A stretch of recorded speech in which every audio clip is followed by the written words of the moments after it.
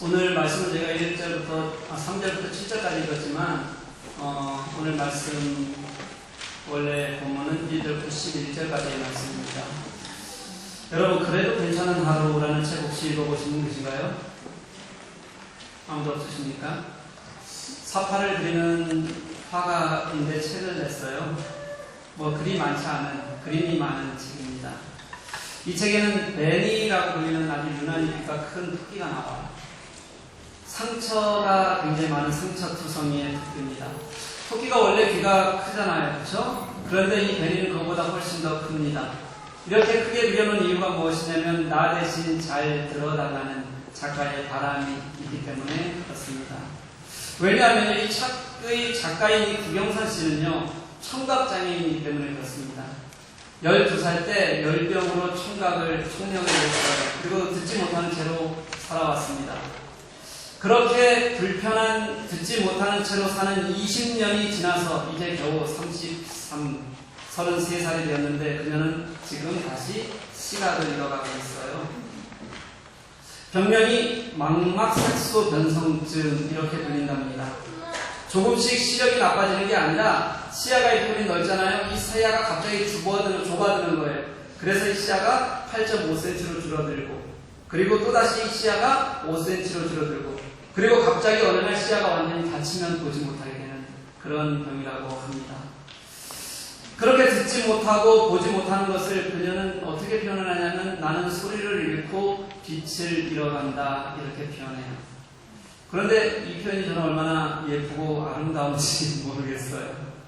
아마 그녀의 마음 때문일 거라고 생각합니다. 이렇게 소리를 잃고 빛을 잃어가는 그녀가 희망을 노래한 것이 그래도 괜찮은 하루라는 책이에요. 빛을 완전히 잃기 전에 그녀는 자신이 하고 싶은 일들을 버킷리스트를 작성합니다. 그리고 이것을 작성해 놓고 하루하루 이것을 이루어 나가면서 삶은 그래도 괜찮아, 이 정도면은 아름답고 괜찮아, 희망이 있는 것이야 라고 그렇게 말하고 있는 책이에요. 이 책의 표지에는 이런 글이 쓰여져 있습니다. 맨 앞에 표지입니다. 소리를 잃고 빛을 잃어도 나에겐 아직 따뜻한 손이 남아있어. 앞으로 잘 부탁해. 그리고 그 책의 마지막 사파, 내용이 마지막에 되겠죠? 이런 그림이 있어요. 예쁜 선글라스를 꼈어요. 주머니에서 지팡이를 하나 꺼냅니다. 그리고 길게 쭉 뽑은 다음에 톡톡 뭐 하는 거죠? 앞을 볼 수 없는 사람이 길을 가는 장면입니다. 그러면서 짚으면서 콧노래를 부르며 걸어가는 베니의 모습이 마지막 사파입니다. 어때요, 여러분? 멋있지 않아요? 저는 이런 걸 갖고 따뜻하고 예쁘다 이렇게 표현할 수 있을 것 같아요. 구경선 작가는요, 자신이 고난과 두려움을 오늘 그것이 없는 것이 아니라 그것이 자신의 삶에 있는데도 불구하고, 그럼에도 불구하고 오늘을 사는 게 괜찮다고 여기는 마음으로 그렇게 하루하루를 소망하면서 살아갑니다. 그리고 그는 위로를 받습니다. 그래서 그녀가 하고 싶은, 마지막까지 하고 싶은 것이 무엇이냐면요, 누군가에게 희망과 용기를 주는 일. 그래서 전 세계에 꿈이 없는 아이들을 만나서 함께 그림을 그리는 일이라고 그렇게 말해요. 그래서 그녀는 지금도요, 내가 되고 싶은 나라라는 미술 선교 프로그램이 있어요. 이것을 가지고 1년에 몇 나라씩 돌아다니면서 소망이 없는 아이들에게 위로와 꿈을 주기 위해서 일을 합니다.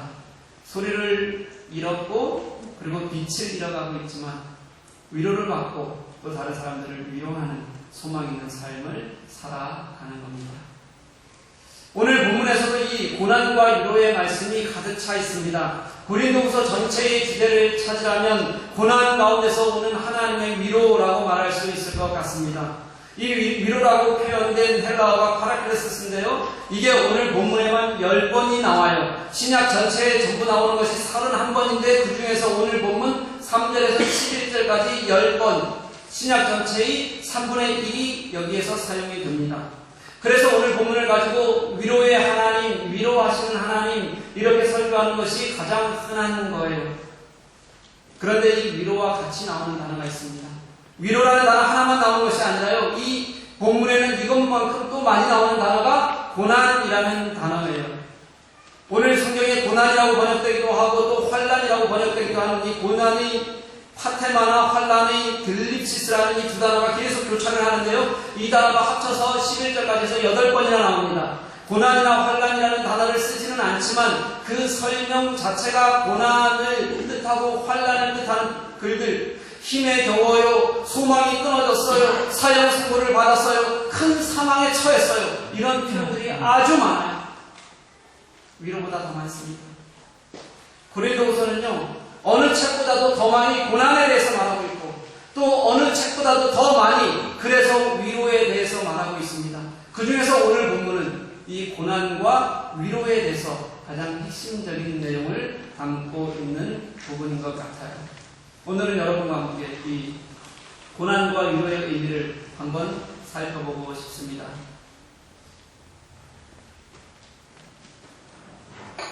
여러분 힘드시죠? 위로받고 싶을 때가 많죠. 겉보기에는 멀쩡해 보이고 행복해 보이는 어떤 사람도 정말 강해 보이고 이길 것 같은 그런 누구라도 홀로 강한 사람은 없는 것 같습니다. 저도 때로는 위로의 말 한마디가 굉장히 큰 힘이 됩니다. 다 위로받고 싶고 위로 한마디가 주는 의미를 누구나 우리는 살아가고 있다는 거예요. 정말 순간순간 절망적일 것 같은 그 순간에 받게 되는 위로는요, 정말 뭐라고 말할 수 없는 힘이 됩니다. 오늘 본문의 바울도 9절 말씀을 보면 사형 선고를 받은 것 같았다 이렇게 표현합니다. 성경을 보면 정말 신실했던 하나님의 사역자들이 내가 지금 사는 것보다 차라리 죽는 것이 낫다고 고백하는 그런 모습들이 많이 나와요. 모세도 그랬었고 엘리야도 그랬었고 예레미야도 아예 내가 태어나지 않았으면 더 좋았을 것이라고 그렇게 한탄합니다.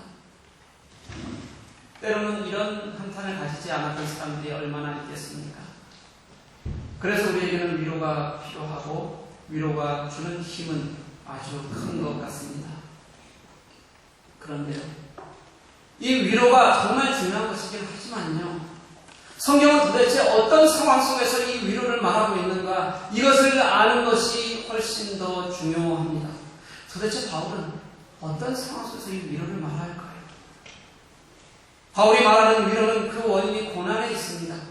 바울의 위로는 고난과 같이 이야기해야만 그 의미가 명확해집니다. 3절 말씀을 보니까 바울은 하나님을 찬송해요. 그분은 하나님, 우리의 그리스도의 하나님이시고 자비의 아버지시고 그리고 위로의 하나님이십니다. 이렇게 찬송합니다. 그래서 하나님은 4절 말씀처럼 우리의 모든 환난 중에서도 우리를 위로할 수 있는 거예요. 여기에 영적인 로직이 있습니다. 당시 바울이 말하는 이 위로라는 것은요, 고난만큼이라는 의미를 가지고 있어요.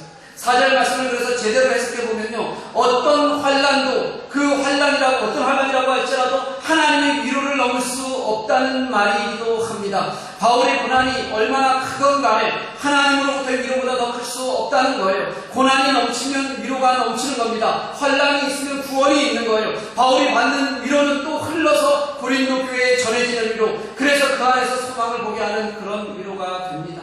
작은 것일 때 왜 위로하지 않으시냐고, 그때 괜찮게 하셨으면 괜찮다고 말한 것이 아니라 내게 있는 그 고난만큼, 환난만큼 더 크게 위로하셔서 그것을 넘게 하시는 것이 하나님의 방법이라는 거예요. 4절에 나오는 환난이라는 단어가 들립시스예요.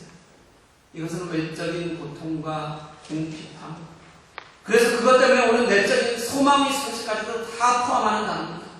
이게 어원이 어디서 온 거냐면요, 고대에 취조를 하잖아요.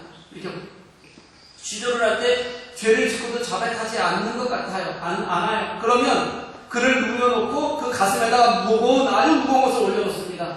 근데 이것을 올려놓으면 그 무게 때문에 그냥 그 자리에서 조금씩 시간이 지나면서 으스러져서 죽게 돼요.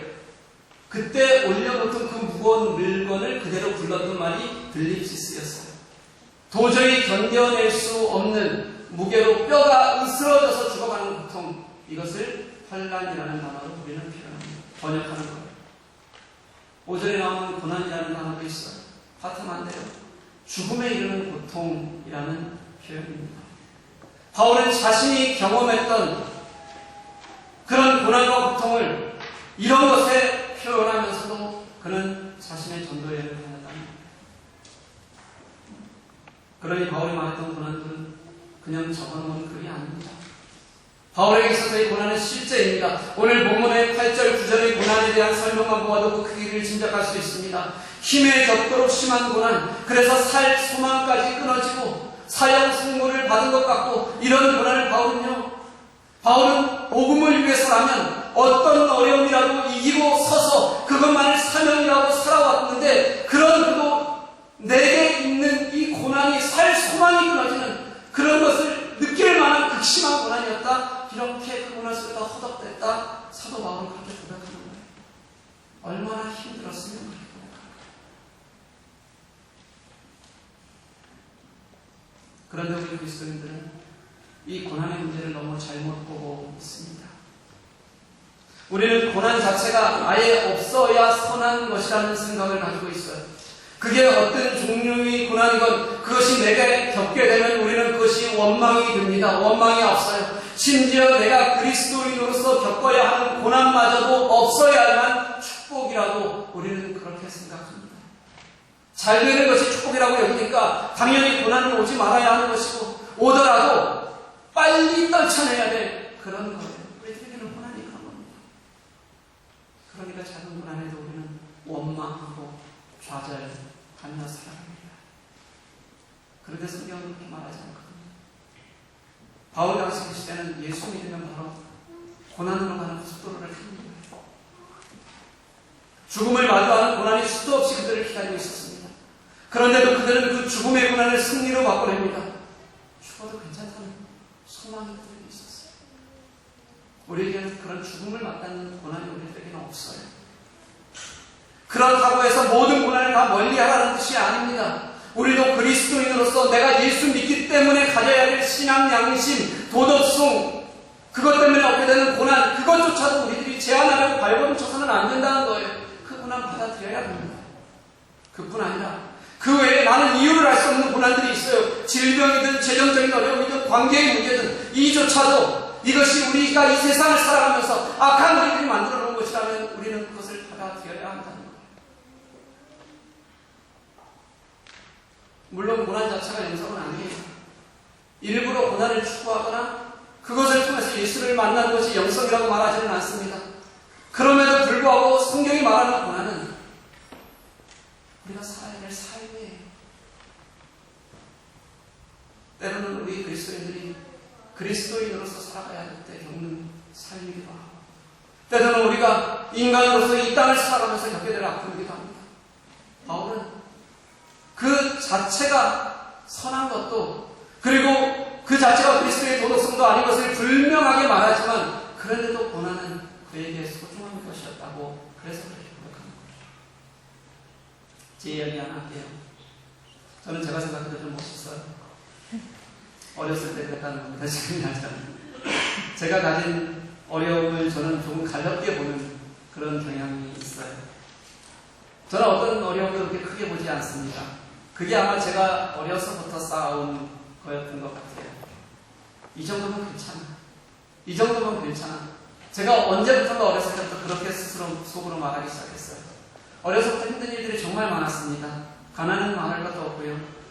너무 많이 이사를 다니다 보니까 그때마다 학교도 너무 많이 빠졌습니다. 물론 학교 안 갈 때는 좋죠. 집은 술만 있으면 늘 전쟁터였고요. 심지어 가족 간의 칼군들도 있었어요. 어려서 직접 본 눈앞의 죽음들은 수도 없이 모두 비참하게 죽어가는 죽음들을 어렸을 때 직접 목도하고 살았습니다. 가족들에게서. 그때마다 괜찮다고 말하는 것이 제가 그 시간을 견디는 방법이었어요. 그런데요, 그게 다가 아니라는 것을 제가 나중에 알았습니다. 그게 제가 그것을 이기는 힘이 아니었다는 거예요. 바울은 그걸 알아요. 바울이 아는 그 고난을 이기는 힘이라는 것은 하나님께서 주시는, 하나님은 고난 속의 바울을, 고난당하는 우리 그리스도인들을 홀로 두지 않으셨다는 겁니다. 그게 어떤 고난이든 하나님께서 그것을 이길 힘을 주셨어요. 그 고난을 통해서 하나님께서 일하시고 역사하심으로 그것이 고난 자체가 아니라 그 속에서 하나님을 만나게 되는 것, 그 속에서 하나님의 위로를 얻게 되는 것을, 그래서 우리가 하나님을 찾게 되는 것을 그 고난 속에 하나님께서 주셨다는 겁니다. 이것이 하나님의 위로였어요. 그 위로가 어디서부터 오냐면요. 5절을 같이 한번 읽어볼게요. 같이 5절 읽겠습니다. 시작. 그리스도의 고난이 우리에게 넘치는 것 같이 우리가 받는 위로도 그리스도로 말미암아 주시니라.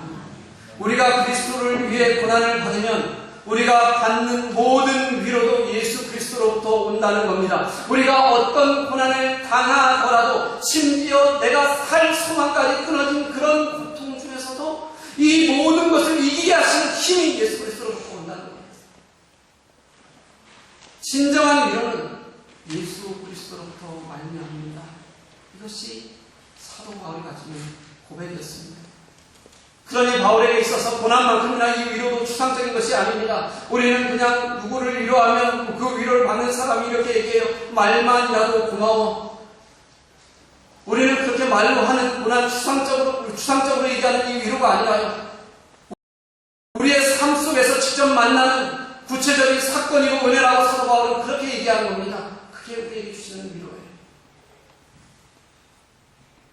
우리는 위로를 단순히 심리적인 지원으로 알았어요. 그래도 그렇게 생각해주는 것이 어디냐? 내가 그렇게 생각해주는 사람이 있어서 힘이 되네. 이것을 우리는 위로로 알지만요. 바울이 말하는 위로는 우리를 살리시는, 우리를 구원에 이르게 하셨던, 우리를 구원하시는 하나님의 능력과 관계된 것이었어요. 하나님이 살아계셔서 지금 이 순간에도 일하셔서 그래서 내가 살아가는 그리스도인의 삶, 이 삶이 어떠한 어려움에도 결국은 하나님께서 그것을 위로하시고 넘게 하셔서 다시 일어서게 하시는 그 능력으로 역사하시는 그런 위로가 하나님의 위로입니다. 그렇지 않고 어떻게 버텨내겠습니까?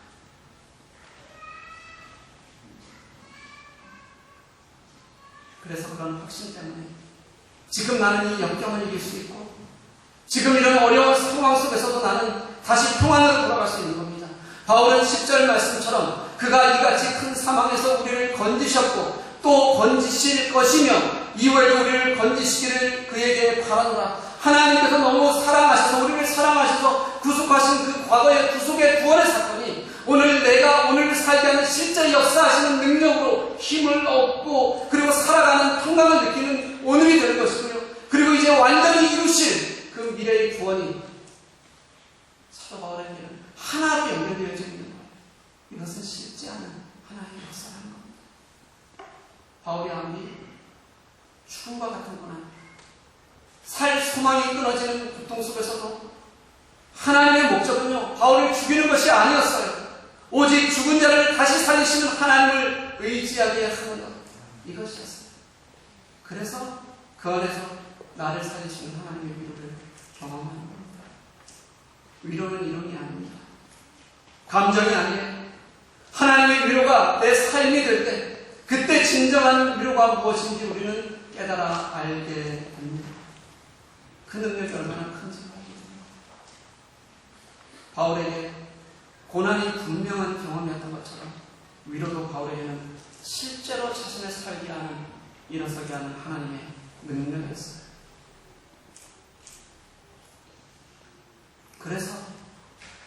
그래서 우리는 그 하나님의 위로에 대한 소망을, 그 위로에 대한 반응으로 우리는 소망을 가지고 인내하며 살아갈 수 있게 됩니다. 6절 같이 한번 읽어볼까요? 시작. 우리가 고난을 당하는 것도 너희가 위로와 구원을 받게 하려는 것이요 너희가 위로를 받는 것도 너희가 위로를 받게 하려는 것이니 이 위로가 너희 속에 역사하여 우리가 받는 것 같은 고난을 너희도 견디게 하느니라. 아멘. 우리를 위로하시는 하나님께서 내게 역사하시면 이제 우리는 이 땅에서 나의 고난을 놓고 몸부림치는 것이 아니라 그 고난을 견디고 이기게 하시는 하나님의 능력을 얻게 됩니다. 하나님의 위로가 내 삶이 되게 하시고 내 삶의 역사가 되게 하셔서 넉넉히 이길 힘을, 견디는 힘을 하나님께서는 분명히 우리들에게 허락하신다. 그러니 우리가 말하는 인내라는 것, 참아야 된다는 것은 자기 최면도 아니에요. 우리 스스로 이겨내겠다는 의지도 아닙니다. 하면 된다는 긍정적인 사고 능력도 아니에요. 진짜 그것은 하나님께서 내 속에서 역사하시는, 일하시는 역사인 겁니다. 당신의 위로가 내 안에서 역사하니까 내가 힘이 되는 것이고 내가 하지 않아도 하나님께서 하시는 능력을 우리가 얻게 되는 겁니다. 그래서 어떤 상황 속에서도 하나님의 능력과 그분의 나를 살리시는 그 은혜의 신뢰를 포기하지 않는 것, 이것이 성경이 말하는 인내입니다. 여러분은 어렵고 힘들 겁니다. 고난을 이겨내고 견디는 것이 쉬운 일이 어디겠어 있겠어요? 다 힘들다고 합니다. 누군가가 잘 이해 못해주면 너도 한번 겪어보라고 그렇게 우리들은 말해요. 그래야 나를 이해할 수 있다. 그래서 바울이 우리에게 말하는 거예요. 힘에 격도로 극한 고난, 살 수만이 끊어진 환난, 그때 바울이 만난 것은 하나님을 믿었습니다. 바울이 의지한 것은 하나님만, 오직 하나님만이었어요. 오직 죽은 자를 다시 살리시는 하나님만 의지하게 하십니다. 아멘. 사랑하는 교회 여러분, 내가 하려고 하니까 안 되는 겁니다. 하나님 없이 내 이익을 쫓는 것에서 받는 고난이기 때문에 안 되는 거예요. 내가 당하는 것이 그리스도인의 고난이 되고 또 내가 이 땅을 살아가는 고난이라고 할지라도 그 속에 하나님의 위로가 있으면 모든 환난 당하는 자들을 능히 위로하시고 이기게 하시는 하나님의 위로로 우리는 인내할 수 있게 됩니다. 아랍 속담에 이런 속담이 있다고 해요. 개인 날만 계속되면 모든 것이 사막이 됩니다. 좋은 것만이 우리에게 좋은 것은 아니라는 거예요. 고난은 단지 어려움만이 아니라 그게 하나님을 만나는, 하나님의 위로를 내가 죽은 곳에서 다시 예수가 살게 하는 그런 힘이고 능력이 됩니다. 바울은 환난을 통해서 하나님이 우리에게 얼마나 필요한 분이신지 꽤 그분을 다시 신뢰하고 큰 소망을 가질 수 있었어요. 시편 기자는 시편 166편 8절에서 주께서 내 영혼을 사망해서 내 눈을 눈물에서 내 발을 넘어짐에서 건지셨도다, 이렇게 얘기합니다. 그에게 사망이 있었다는 거예요. 그가 눈물에 잠긴 시간들이 길었다는 겁니다. 그가 넘어졌었다는 겁니다. 거기에서 하나님께서 위로하셨다는 거예요. 하나님의 위로가 그에게 진짜 삶의 경험이었기 때문에 그는 그렇게 노래할 수 있는 거예요. 절로 여정을 지었던 전 번연이라는 사람이 하나님 앞에 진정으로 심하게 된 계기가 무엇이었냐면요, 몇몇 사람 노인들이 햇살에 앉아서 햇살을 느끼면서 하나님께서 그들의 영혼을 위해서 어떤 일을 해주셨는지를 말하는 것. 다시 말하면 노인들에게 실제하셨던 하나님, 그 하나님의 위로를 들었을 때였습니다. 그냥 이론 속에서가 아니었다. 사랑하는 교회 여러분, 우리가 만나는 하나님은 이론이라 사색의 결과로 얻은 것이 아닙니다. 철저하게 일하시는 하나님, 역사로 경험으로 만나주신 하나님이 우리가 지금 믿는 하나님이세요. 이것을 하나님께서는 구약 역사 그리고 신약 역사 2000년 내내 우리와 함께 하시며 그렇게 우리를 붙들어 주셨어요. 그래서 우리는 그 실제하시는 하나님 때문에 위로함을 받고 그 위로가 내게 기쁨이 되고, 그래서 오늘 어려움을 이기는 겁니다. 여러분 힘드십니까? 때로는 밤새 하나님께 울며 매달릴 때가 여러분 있으시죠? 아무도 없는 샤워실에서 샤워기 틀어놓고 소리내 울고 싶을 때가 아마 여러분 있으실 겁니다. 그냥 자신의 삶을 원망하고 외면하지만 말고요, 그때가 하나님께서 만나주시는 시간임을 깨닫는 여러분들 되시기를 간절히 소망합니다. 그리고 하나님의 위로를 받으세요. 하나님이 여러분들을 찾아오시고 하나님이 이기게 하시고 하나님이 여러분들에게 주시는 위로가 여러분의 위로가 되게 하시고 그 하나님의 위로를 구하고, 그래서 그 위로를 받아야 합니다. 어떤 환난도 그 환난의 크기보다 더 크게 능히 위로하시는 하나님, 그래서 위로받고 일어나 우리를 살게 하시는 하나님, 그 하나님을 만나시는 여러분 되시기를 소망합니다. 그리고 그 위로를 우리의 삶에서 누려보는 거예요. 그래서 바울이 고린도 교회에 이 위로가 너희들에게 전해지기를 소망했던 것처럼 우리가 그렇게 주님의 위로로 서고 그 위로로 다른 이들을 위로하는 그런 귀한 성도님들 될 수 있기를 주님의 이름으로 간절히 소망합니다. 같이 찬양하십니다. 하나님은 너를 지키시옵소서.